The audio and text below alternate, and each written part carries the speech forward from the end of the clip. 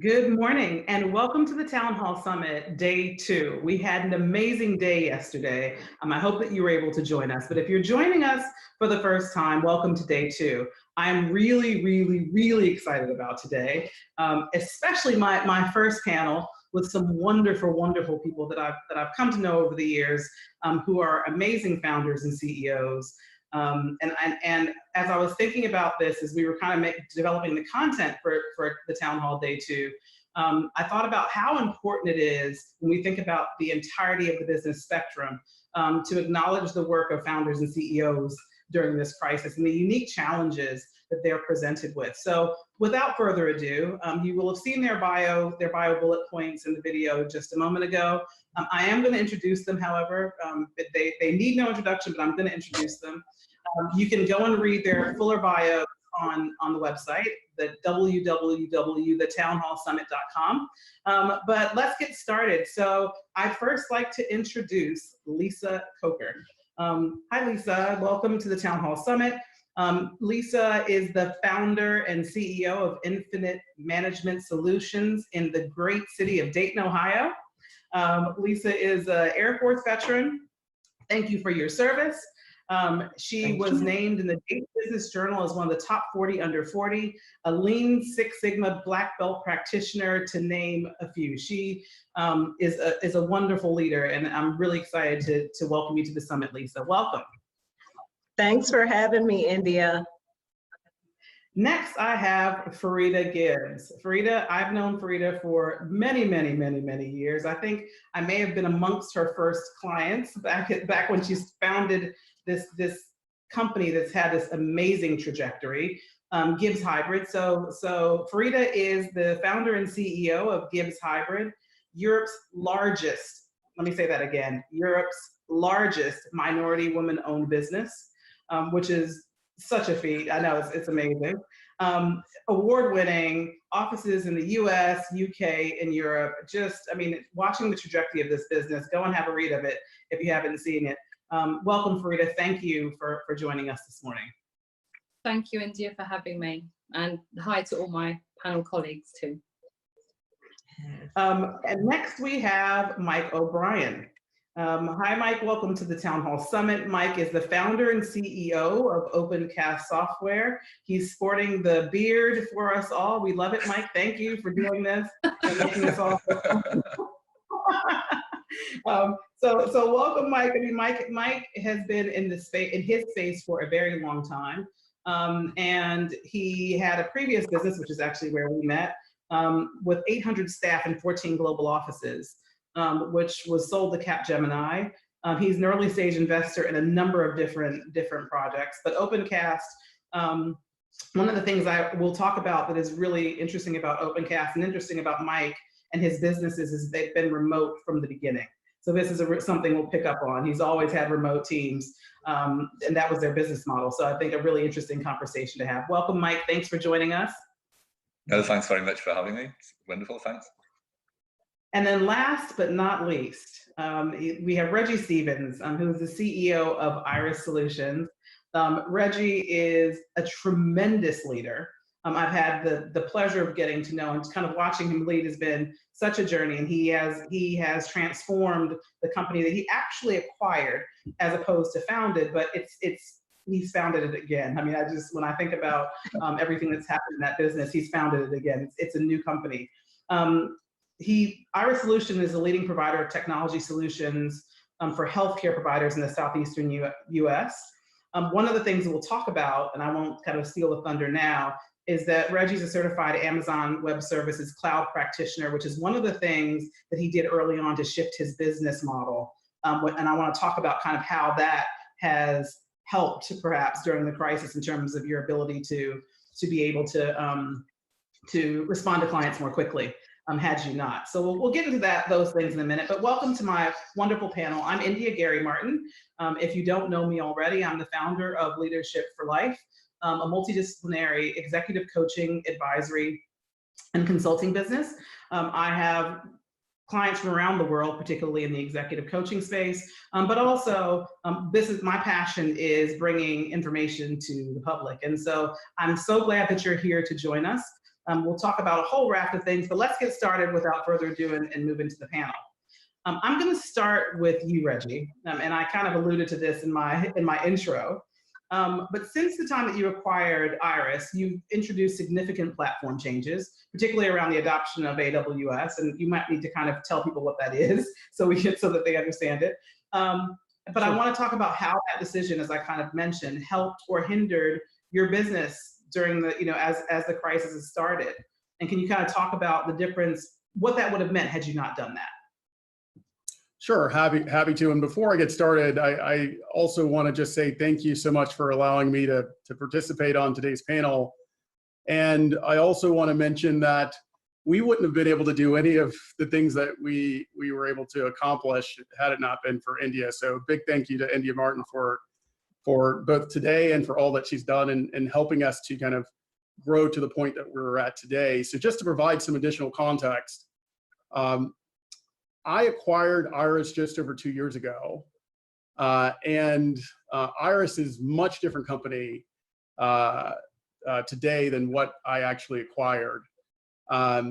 These changes were driven by a few key observations, and the first is I knew that in order to scale our business, we needed to embrace modern mobility and performance solutions. And I mean, just think of it this way. We're an IT company and most of our employees couldn't work from home because they didn't even have laptops. And if they had a computer at home, they would use a VPN to connect to the office network. And there's a whole host of issues with using VPN. So we had servers on racks, we had that weren't well architected, they weren't well protected from power outages, so we didn't really have resilient infrastructure in place. And the servers that we had were very laborious to maintain. And so I knew that we had to make a pivot infrastructurally and embrace mobility. The second thing, the second observation that I had when I initially arrived was we needed to increase our credibility and effectiveness with our customers. And in order to do that, we had to begin to adopt some of the same technologies that we would evangelize with our customers. In essence, we needed to begin to practice what we preached. And so those are the two key things that we really focused on almost immediately. I'm happy to say now that all of our employees now have laptops. We utilize multi-factor authentication across all of our business accounts and single sign-on, which improves user security. All of our infrastructure is within AWS, and AWS was a big part of helping us get to a more resilient infrastructure that's fault tolerant, secure, highly available, and all the things that come along with that. And if you're not aware of what AWS is, it's Amazon's cloud division. It stands for Amazon Web Services. And we have a number of other tools now that we've since introduced since my arrival that allow us to monitor employees remotely, track performance. We can do things like monitor what's actually going on your desktop real time. So user activity, which applications are open, how long has the machine been idle, at a very granular level. And that drives accountability. And so all of those things, fortunately, were in place prior to the shutdown occurring, and we didn't really miss a beat. I mean, we just kept going and kept delivering for our customers. So just as a quick follow-up to that, because I do want to move through the panel, but what would it have meant had you not? I mean, do you have, what kind of interruption to your business would you have been able to provide in the current environment if not? Right. India, I shudder to think about what it would have meant if we didn't have that stuff in place. I've seen a number of our competitors, unfortunately, stumble. A few have gone out of business. Just in the last, 6 weeks, 6 to 8 weeks. I mean, they were already faltering, and this was the knockout blow. That's for our competitors. For our customers, we've also seen certain customers, unfortunately, go under because their data wasn't sufficiently adequately protected, and it wasn't housed in an environment that was resilient. And we were in that same boat, not so long ago. So I know personally, firsthand what it looked like to go through that evolution. And I think that gives us a lot more credibility whenever we're talking with our customers now. So we would have had a much more difficult time. And had we made it, it would have been a very painful experience. So I don't even want to think about it. I know you don't, and I'm sorry that I had to take you there, but we just had to know. I had to know. I mean, because I think that kind of, even though you didn't do it for that reason, it effectively has kind of ensured that your business can move forward. I think, I think we'll talk about this with the rest of you too, because the other issue, I think for all of you, is that, you're also dependent upon a client base that may have, kind of contracting capital, if it were, so I want to talk about that a little bit. But Farida, I'll move on to you. And please, if anybody wants to comment, please do. Farida, your business has had like a meteoric rise. And you also made some really interesting and prudent decisions, especially during the 2008 crisis, right? So I laugh, and I said this yesterday, but I've been through 4 crises now, right? So I was like, it was for me 9/11, then I lived in Asia during SARS for 2003, then I worked at Lehman Brothers in 2008, and now I'm going, now this, right? And you were a part, given that a number of your clients were in financial services as well, particularly around the 2008 frame, you made some really good decisions which kept your business afloat, and you kind of grew through that. And while everybody experiences ebb and flow, what are you experiencing now? And does it feel different than it did in the previous crisis for you and your business? Hold on one second. We're going to unmute you.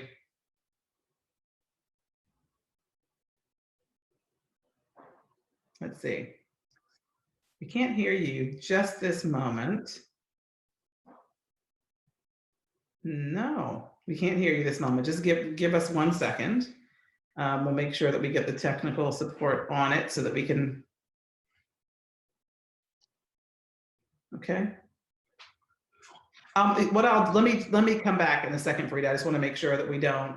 I hold that thought because I know you have some good things to say, and smile. It's okay. We'll get there. Don't worry, Mike. I'll move on to you, Mike.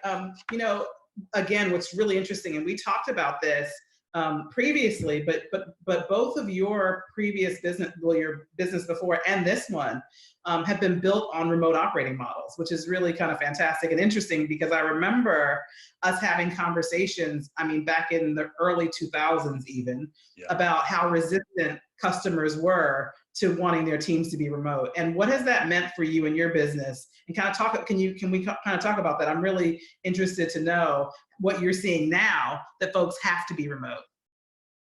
Yeah, it is really interesting because with the background in financial services in the previous business, everybody in FS was pretty much au fait with working remotely because their businesses work that way anyway. So we found when we started the new business, we diversified a bit. So we've kind of got clients in financial services still, but also in government. And in government, people have to work on client sites. And that's just the way it is for a variety of reasons. Some of them technological reasons, some of them cultural reasons, some security and so on. So what's been quite interesting when the crisis started, all the FS work just worked as normal.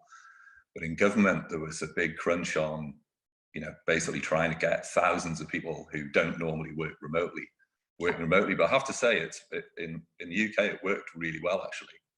I think there's some glitches in some parts of government, but generally the departments we work for, the taxation and the benefits folks and the NHS, the big number crunching departments, big IT departments, and they were pretty swift at being able to move stuff out.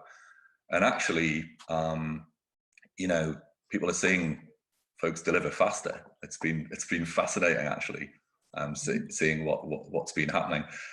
One of the issues we are seeing is there's a burnout potential, I think, how much time people are connected and so on. I think that's going to be interesting to see where that starts going as we go forward. But yeah, I've been blown away by the ability for the technology to cope as well. I'm not so sure a lot of us thought that, you know, Microsoft Teams and Zoom would actually work as well as they do when they're fully loaded, you know? I'm fully loaded.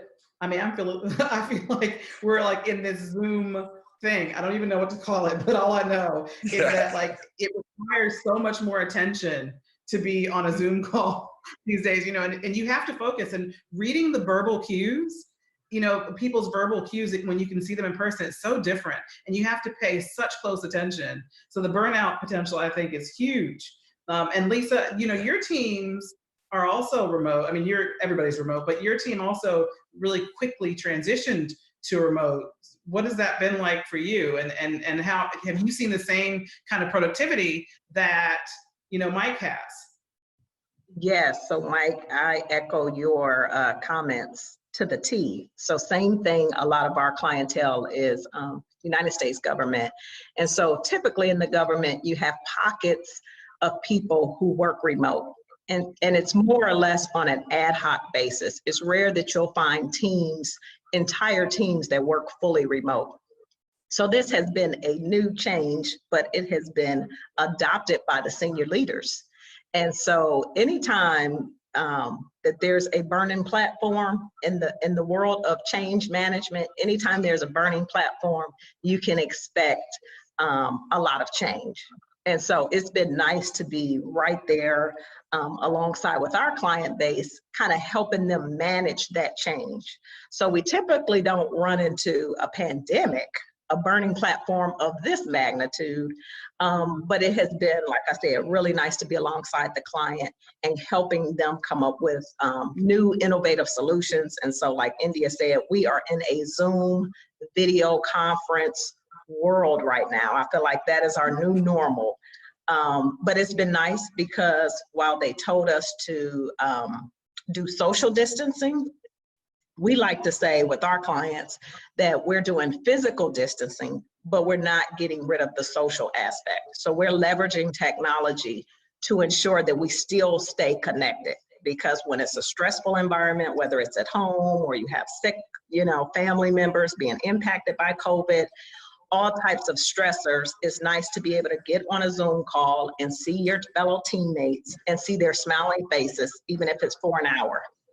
And the dogs barking and the cats meowing and the kids running in the background. So it's been a challenge, but in every challenge, there's always opportunities. There's always opportunities. And so as a CEO and founder, it's our job, to me, it's my job to make sure that we acknowledge the challenge, we acknowledge it, but we quickly pivot, brainstorm, and come up with opportunities and ways in which we can continue to serve our existing clients, but at an even higher level. So our productivity and innovation has soared. We're actually growing during this pandemic, which is a blessing in itself.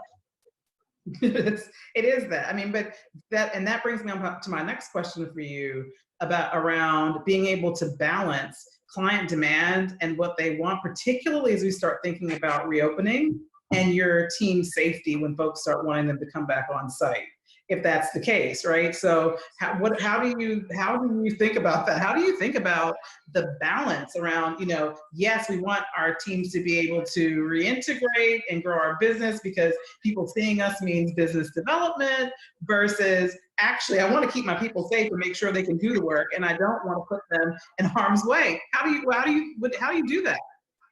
Absolutely. So India, to me, the key word is balance. So there's some words that have come up during this pandemic. One, pivot, quickly pivot, figure out what the customer needs, and provide solutions. Innovation, we're having to do things differently, but that brings opportunity to do things better. And then balance, because in our situation, our team has never fully like 100% remote, you know, teleworked. So it's been interesting to me. The challenge is when you have a team of team players who do what they have to do to get the job done, It's a little different when you have to go on the client site from 8 to 5 versus you're at home with access to your laptop 24/7.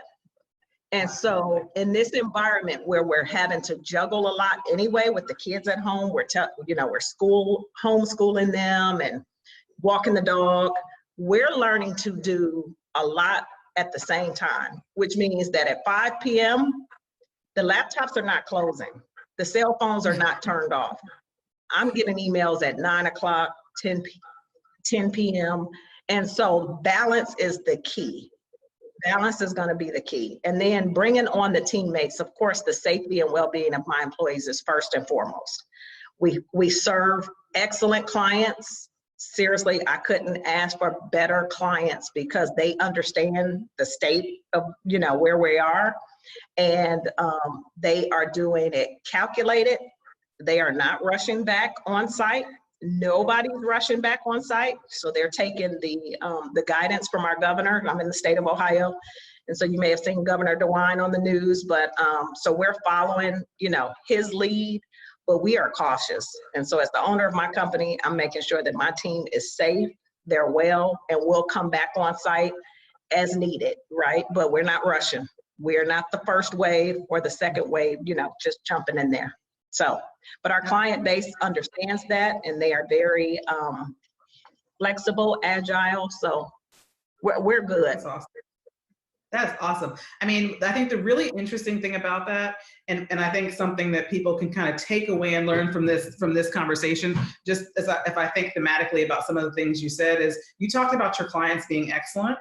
And I've heard Reggie say similar things in the past, but that's also about being really good at stakeholder management, because clients aren't just excellent. We sometimes have to train them into excellence, right? We have to train them into a way of being. And I'm saying that in jest, but truthfully, it is about your ability to stakeholder manage people to get them to a point where you can kind of have those conversations and they understand where you are. So Farida, I'm going to come back to you. Do I have you on? Or do we have your voice? We don't have your voice yet? What's going on here? Oh my goodness. Oh, she's dropped. Okay, that's okay. We have plenty to talk about. And Farida will be back and we will get the answer. Somebody's trying to keep me from getting the answer to that question, but I will not be deterred. And I know that the team is working to get her back on the screen so I can get the answer to my very important question. One of the things that I would like to talk to you all about is what you're seeing. And I know that, Mike, for you particularly, it's slightly different because, you do have a lot of government clients and financial services is still kind of carrying on in a way, but and same for you to some extent, Lisa. So this might be for Reggie. Let's talk a little bit more about you starting to see clients kind of close down. And I think that's an important one, because I think for founders and CEOs and folks who are running businesses, I don't know how you insulate yourself against that. There's nothing that you can do, but let's explore that a little bit, because I think we want to talk about what that means for business and some strategies folks might want to think about in terms of how they work through that as it happens and the impact it could have on your business. Right. It's so true. It's troubling to see any customer go out of business, but it's more troubling to see a customer go out of business due to an event like COVID.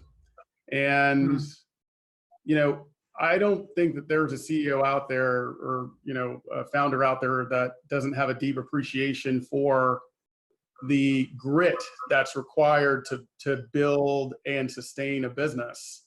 And knowing that and seeing that in our customers, and knowing that, how painful it must be for them to have to go through just saying the words that, hey, we're closing our doors. I mean, it's really difficult. And so, what we did, which is probably a little bit different than some of my, other IT companies, is we just kind of dove in. And we said, look, whether you have the cash to pay us immediately or not, we want you to survive this. And, whether you take the perspective of, hey, let's just help because that's the right thing to do, or you take that perspective because it's in your self-interest, right? If your customers don't survive, you don't have customers after this is all said and done. whichever side you choose, you know, it was just, we just thought that that was the prudent thing to do, and it was the right thing because it was the right thing to do. And our customers actually responded in kind in ways that were unimaginable. I have several customers that invited me to their practice. They closed it down, and we went in and we walked through their entire patient workflow because that had to change as a result of these onerous PPE requirements, right? So when you go to the dentist, it's not the same experience anymore. You got curbside check-in, you got, you can't enter an operatory without, scrubbing in and scrubbing out. And, that changes a number of things. It changes the unit economics for a patient visit because now you got to cover that PPE cost. It changes the number of patients that a single provider can see on a daily basis. And so there are a lot of things that changed, and we were right there, real time developing solutions that allowed them to kind of minimize the financial hit that these practices were taking as a result of this. And so, we now have a teledentistry solution. We're one of the only ones to have that. We offer telehealth solutions. And so, but all of that came out of just wanting to help, just diving in and wanting to help. And did we leave some money on the table? Maybe, but we got happy clients, and I'd rather have that, 10 times out of 10. No, that is, I mean, you've said it there. And I think one of the things that we're experiencing is that, if you look around, the companies that are doing the best right now are the ones who are providing services for free. There's free everything right now. I mean, and I'm not saying free, I mean, that are augmenting and supporting people through this crisis, right? And so I was even with this kind of town hall summit, right? I was like, there's no way that we would charge people to do this. Folks need a place to go to be able to get good, solid, reliable information. And that's not something that you charge people for. You need, especially during a time like this, you need to be a resource to people so that they can do that. And if you're a business owner or you work in a company where you're responsible for continuing, business development, you have to make sure that your clients being happy and going that extra mile is, you do that. And what's really funny is that all of you were doing that before. So this would not be a new thing for you in terms of making your clients happy and going the extra mile. Some of you I've said, do you really need to do all that? And you said yes. And look at where it's gotten you. If you listen to me, we don't know where you'd be. But thanks, Reggie, for the plug early on anyway, because I'll take it. But Verita, I'm going to come to you now. Do we have? Yay, we have you. Yay. Awesome. Can you hear me? Awesome. We can hear you. We can. London calling. Thank you so much for being here. I'll ask you your question again, just to make sure. I'm sure you remember it. You have one of the biggest brains I know. But I was talking about the meteoric rise of your business. Yeah. And that 2008 happened, and you rose through that. I mean, you grew through that amazingly. You're the largest women-owned minority business in Europe. I mean, what is different now in this crisis than you experienced in the last one, and how is it impacting your business? Yeah, thanks for that. There's one simple answer to that, and this crisis, I don't feel alone. I feel like everyone is in exactly the same position as I am. With the 2008 crisis, it affected mainly the financial services sector. So we were predominantly in the financial services sector. Not many businesses were in the same industry as I was that had such one particular large client where there was a huge impact. So in 2008 for us, it was one word really, diversification. So we had to diversify our portfolio, the sectors that we worked in. We looked at collaboration. We worked with collaborating with other women-owned businesses globally to come together, because 2008 was not about me. 2008 was about how can I survive? What can we do to ensure that we grow, that we don't go under, that we manage our cash flow? And I was sat there watching my competitors doing really, really well, and you've got to stay on that level, because the minute you slide off that scale, nobody's going to remember you. So there was a lot of things, and India, you were pivotal to helping us understand the importance of scale. And scale was really, really important for us. So, you know, every time we bid for an opportunity, you know, oh, we can't service India, we can't do the US, we can't do mainland Europe because we are just so centric to a certain location. So that exponential growth for us was all about being able to scale and look credible for our clients. Today, in this crisis, it's not about that. It's about how do we survive? How do we ensure that our employee welfare is maintained? How do we? This is a game-changing crisis. This is not a crisis that we learn from and move on. The world is going to change. The way we work is changing. The way in which we communicate with each other is changing. The way in which we embrace each other is changing. But the most important thing that for me personally in this business today is the whole crisis management, the whole keeping the business stable, the realization of what we have entered. But I'm not on my own. Every single one of us are in it together. We're in the same boat, and you know, the sort of the human aspect has really come out, that people do really care about each other, that people have put their differences to one side in a way. And you know, and so for me it's that whole thing about people's welfare, their mental health. How are we going to bring people back into the workforce that have been out for several months? How do we ensure that people feel that they're going to be okay? Reassurance, you know, you're always having to manage people's reassure people, but at the same time you kind of you're bonding and you're becoming more closer to your customers.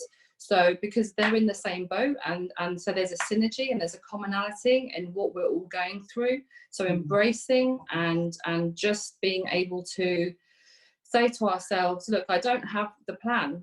We're still working on the plan. We still need to figure out, like, what are we going to do when we get back? What are the priorities? Is it technology?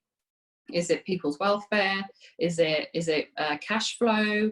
You know, because at the moment, if the revenues are declining because the projects are not coming in, but you need to sustain your business, the revenue and the profit keeps you in business.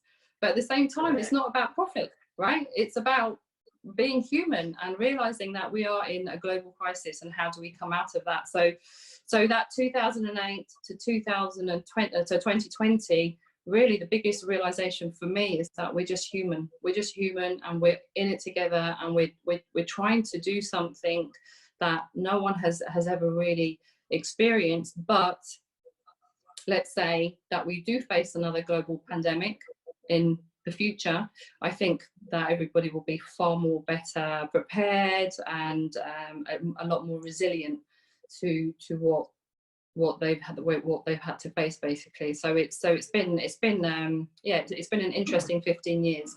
Lots of crisis, but nothing to this scale. But in a way, I feel good has come out of it, not just the bad. Yeah, I mean, you know, Farida, leave it to you to be the one with the, you know, to pull on the heartstrings. I'm like, where are my tissues? Producer, can you get me some tissues? I mean, but this is so true. You know, I mean, you are so, it is, you know, I think, you know, one of the things that this crisis is about is people. And you brought it right back to that. I mean, you brought it right. If you hadn't thought about that in this conversation, well, now you can't get it out of your mind, because it's about people. And our ability, you know, to run businesses is really only as good as our people, you know. And so, and I think you raised a really, really interesting point around the fact that we are really in this together, and everybody's experiencing it, which is very different. Right, because in previous crises, I mean, like when I was living in Asia in 2003, nobody outside of Asia was worried about SARS. I was petrified, right? And you know, people would always laugh, right? Because you typically see people from the Asian continent who will come over and wear masks. We started that, like I was doing that from like, I don't know when, right? So, and that's because I went through SARS in 2003. So people are like, why do people wear masks? Because they went through SARS in 2003 and other things, right? So it's really important that we remember the people part of this. And but speaking of people, which I think is a big thing. I mean, like, you know, Farida, we're talking about contract, like, you know, businesses that might contract and some of the challenges they have. But for like Mike, you are talking about the fact that, you know, because primarily, and this is a kind of preparedness thing, and maybe not necessarily because you were the all-seer, but because it was your business model, you know, you're seeing growth. But my question is, how do you hire people through this? I mean, because you're going to have to hire people. Yeah. How do you do that? And how do you know that the people are actually folks that you want to hire when you can't actually kind of see them in person and, you know, get those cues again, people's energy? There are a whole bunch of things when you're hiring. Talk about, can you tell me how you're going to hire people through this?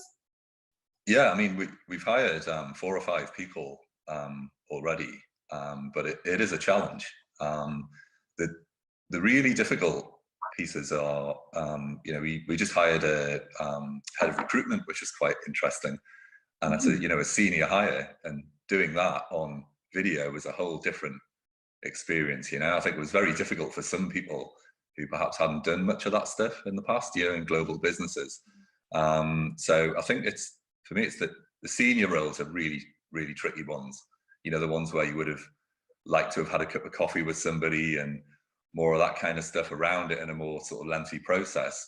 And I think it's going to change that whole process going forward. You know, and how we do that. So yeah, the hiring it's really tricky, and we're going to see in the next sort of 6 months how that pans out. But we've managed to do it, and it's worked. But to your point, you know, that's going to get really interesting for a lot of businesses where, you know, they're used to hiring hundreds and hundreds of people, and, you know, where are the people? Where, you know, do you really know where they are? Do they exist? You know, I know we got to know each other where we were working in environments where a lot of people were working on the other side of the planet providing services. So, you know, I think that's gonna be quite difficult, isn't it? And I'm sure there'll be some great innovation around, you know, kind of people being able to authenticate who they are. But you know, we were talking about this the other day, how that's gonna come on, and, you know, people are endlessly inventive, and, you know, new solutions will appear, but it'll be a thing that will worry a lot of people, won't it? In terms of, you know, if you're working in procurement and vendor management, you'll be asking people, how are you going to prove that people are where they are, and how many of them are there, and, you know, all these kind of good things. So you know, there's a lot of people are talking about it, which is a good thing. And, you know, I see things like this are really useful, so we can kind of share these concerns and then, you know, pick up afterwards with other people with different perspectives and so on. But the hiring works, but I think it is going to get challenging as we go forward, and the numbers of people increase. And there's going to be some other stuff that we won't have thought of that's going to pop out and amongst this. How are other people finding it? Is that are you guys all hiring at the moment? Yeah, please, Can I Farida, say go ahead. Yeah. Yeah, so I was going to just say, so we've also hired as well, and we have the luxury of technology, whether it's Zoom, Skype, WebEx, Cisco, whatever you call it. The one thing I think that we have struggled with is being able to bring that person into the culture of the organization. So, you know, you can interview, you can screen, you can ask them, you can do the technical questioning, but the whole onboarding experience is probably the bit that I think will need the biggest piece of innovation. How do you onboard talent remotely into a culture? Because it's not the same when they come in and they meet the people and the teams, and you walk them through your business and they see the induction. And so that bit, I have to say, has been a very interesting journey for us. And you know, our team in Poland have just hired 15 people, for example. But again, how do you make them feel a Gibbs person? How do you make them feel I'm part of this dynamic company that is why should I work for you? Why should I not go and work for something else? So competing with the bigger brands, you know, because obviously we're not, you know, we're certainly, you know, we're a good firm to work for, but you're still competing with major competitors, and so you have to sort of embrace how you're going to bring them in and onboard them and give them the best onboarding experience that you possibly can. So Farida, Brian, we did we did the same thing. We just hired 2 new members via Zoom. So from the beginning to the end of the process, but our orientation, we typically have on site. And that's where you get, you know, your shirt and your water bottle and you learn about the culture and the brand. And so now we're having to pivot to a virtual orientation.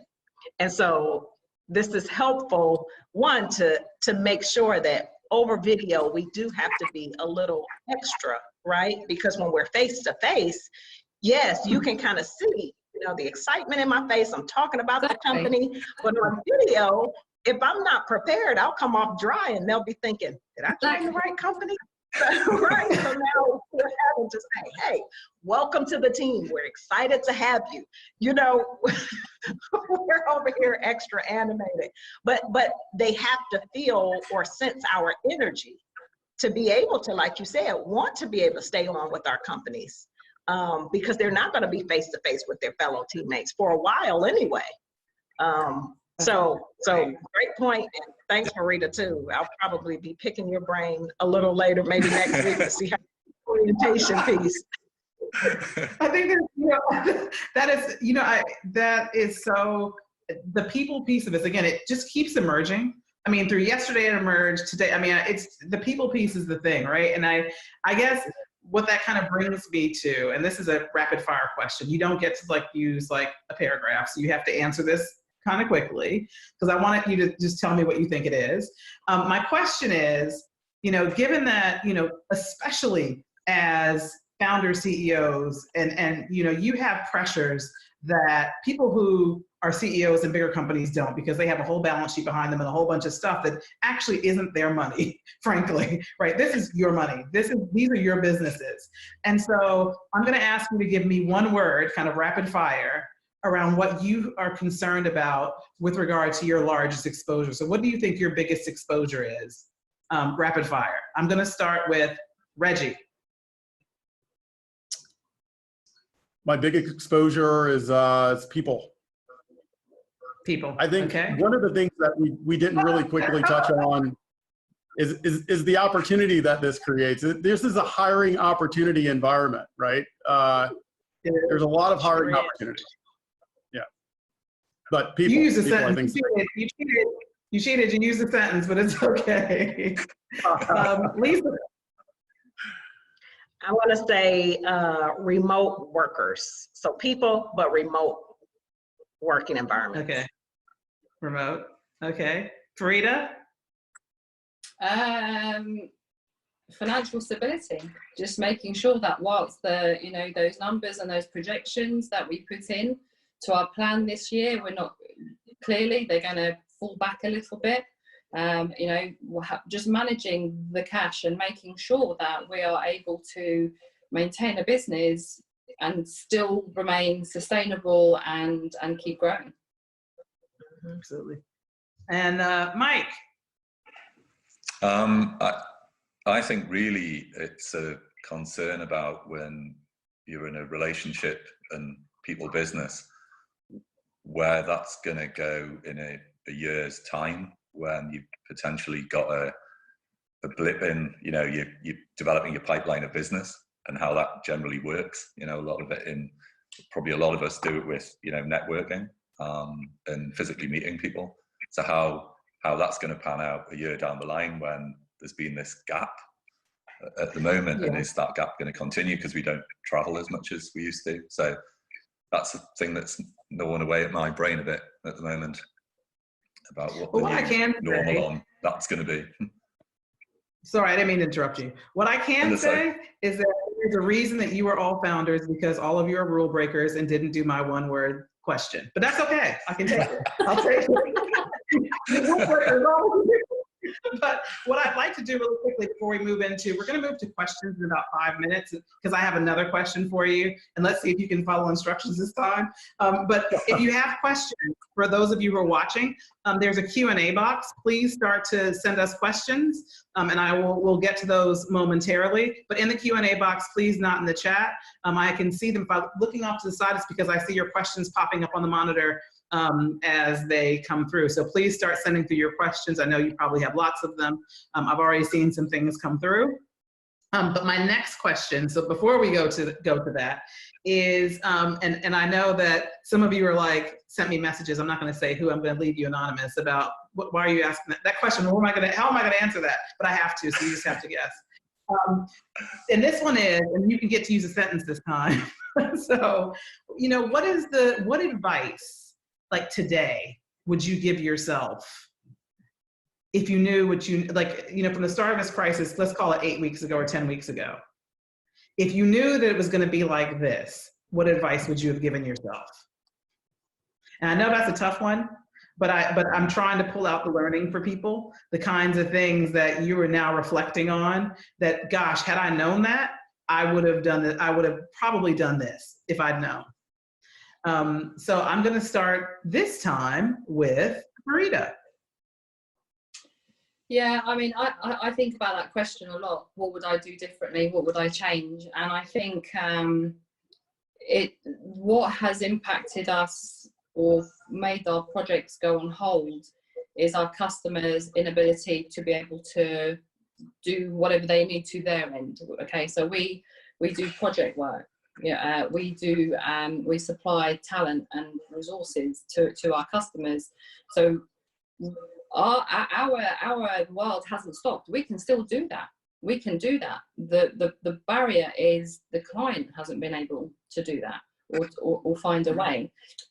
So if I had known that this was coming, then I think I would have been much better prepared, or prepared myself and the team and everybody to have a solution in place that would not stop that whole customer experience, and allowed it to, you know, having a solution for them to allow them to keep going as well. Okay. I would say, Lisa, I'm going to go to you, and I have a second question for you that somebody has popped up that I'll just start weaving in. So why don't you answer that question first, then I'll go to the second one. Okay, so the first thing I would say that has helped is we went into 2020 with a growth plan, a roadmap to scale, thanks to India. Most of those goals and objectives that we put in that 2020 roadmap helped us survive and ride this wave of this pandemic. We didn't know, but some of those things that we were putting in place actually is going to help us, you know, come out on the other side even better. So thanks, India. One thing I would say that I would have done differently is embrace technology. So my husband is an IT network operations person, and I think because I live with someone like that, I don't, it's just too much. But I can tell you, during this pandemic, I have been looking over saying, help, which tool do I use over here? So I would have embraced technology years ago. By embracing technology, it would have allowed me to hire remote talent. So in Atlanta, in New York, in London, high skilled talent that's out here in the marketplace right now who's furloughed or looking for jobs. So I would say, because of this pandemic, I've opened my eyes to technology, and so I'm a fan. Reggie, I'll be calling you as well to learn more about AWS. But I am all things technology right now. I mean, so that's my one lesson learned: embrace technology.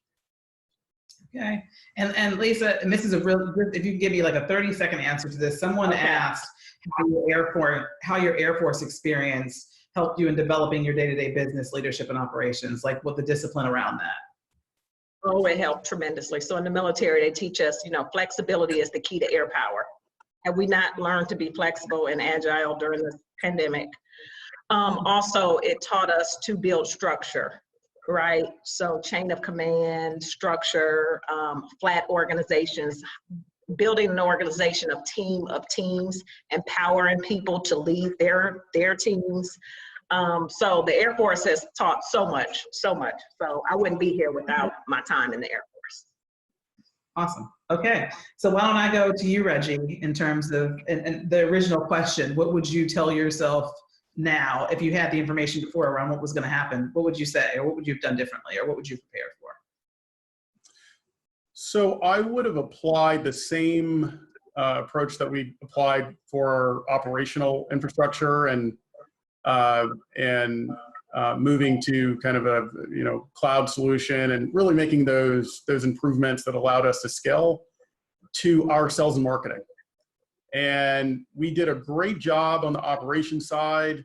We didn't do that great of a job on the sales and marketing side. A lot of our sales and marketing is still inbound. It comes through our website, or we make the connection through referrals, which is great. I mean, we have happy customers, so we get a lot of great referrals. Or we did it in person at trade shows. There are no more trade shows right now, right? And so we are having to work double time to build out kind of our digital marketing apparatus. And that doesn't fall on anyone but me, right? I am now a HubSpot guru. I'm a Canva guru. I can design a lot of different things. None of them I suggest are great, but they're good enough. And but we're doing it quickly, and I think that there was a missed opportunity on that front, because none of us could have envisioned a world wherein we couldn't sell at a dental trade show or a medical trade show. And so that's what I would have done a little bit differently. Would have done that earlier. So on that point, there's a question that came in for you, Reggie, which I think will be interesting, is kind of every crisis comes with opportunities. What opportunities would you advise people to take advantage of right now to position them well going forward? And that's, you're kind of a very forward-thinking person. What's your thought about that? What a great question. India, you know me. I'm a glass half full guy. I'm probably a glass 3/4 full guy. And so one of my board members recently said, never let a good crisis go to waste. He reminded me of that. And so, I mean, it's been said before, but he reminded me. And so, where are the opportunities? I think there's a hiring opportunity. This creates a hiring opportunity. This creates more opportunity to grab more market share. I alluded to other competitors going out of business. If they have weak balance sheets and they're unable to weather the storm, it's unfortunate, but it creates opportunity for those who have, balance sheets that allow them to be a bit more opportunistic and aggressive during this. And you shouldn't feel bad about that. That's part of being prepared and being kind of a strong competitor. It's having a strong balance sheet. I think that this also creates opportunities to. We experienced a lot of reticence within healthcare with respect to adopting new technologies. So we're big on cloud, we're big on security, we're big on mobility, and some of these arguments kind of land flat when you're talking with doctors that have a really strange experience or strange relationship with IT. They may not appreciate it the same way, and so this has created a new appreciation, a new experience, a new opportunity for them to experience IT in a different way. Doctors that had never used video conferencing are now using Zoom and Chime and others, and so we're seeing rampant interest in telehealth, whether it's in various healthcare modalities. So there's opportunity literally everywhere I look, and for our company, we're doubling down on business development, hiring, recruitment, to really expand and do what's what many have referred to as accelerating out of the curve. Absolutely. Absolutely. Yeah. That's perfect. I mean, that's as good advice as any. And Mike, I'm coming to you on your advice that you would give yourself. Is my laughing giving away the fact that you were the person? Just kidding. No, I'm just no, but I was going to say, if you could think about that, but also somebody asked a really interesting question, and I wish I'd have thought to ask this one. And I'd like to ask you kind of as the last piece of advice. The question that I asked, but second, what's been your wow moment? What's been your big wow moment out of this? So those are my two. I think that collaboration has just been unbelievable. And I think somebody else mentioned the way that people have responded has just been fantastic. You know, you just don't know what's going to happen really, because with other crises, various things have happened, you know, and maybe things haven't gone that way. But with this one, I think I've been astonished at the way everyone's pulled together, you know.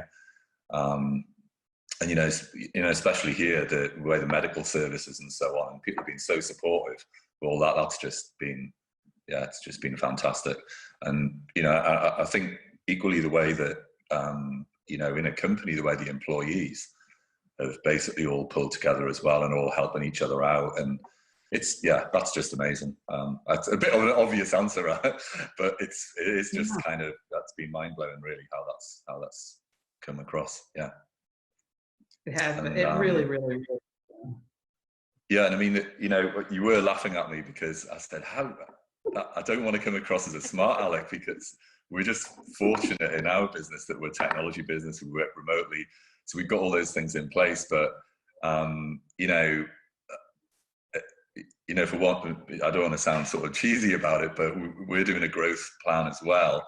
And I sort of wish we'd done that earlier.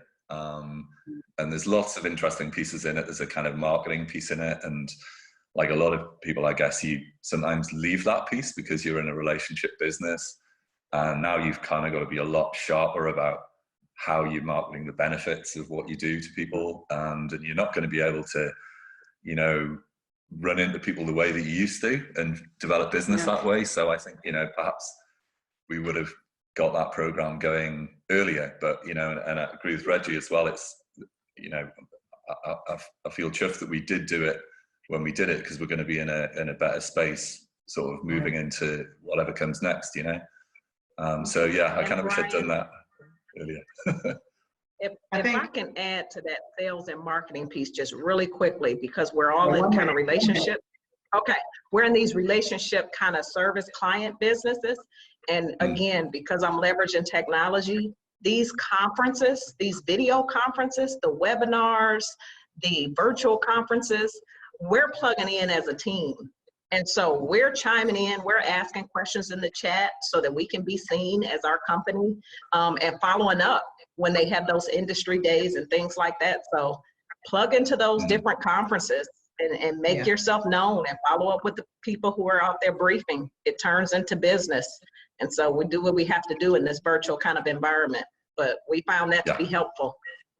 That is perfect. And on that note, we have hit the end. We could go on for hours with this group for sure. What I will say is I know there were a lot of questions coming through the chat. If you pose a question and we weren't able to answer it, you can go on to the website and there is a tab that says submit questions, and we will get your questions fielded to specific folks if you'd like to get some answers to things. It's www.thetownhallsummit.com. I want to thank Lisa and Farida and Mike and Reggie for your time. It's been amazing to spend this time with you. You've really kind of given us such wonderful information and such great nuggets to think about. Following at 11:15 Eastern Standard Time, which is in 15 minutes, will be Purpose-Driven Leadership. Please tune in, and thank you all for joining us. Have a great one. Thank you. Thanks, guys.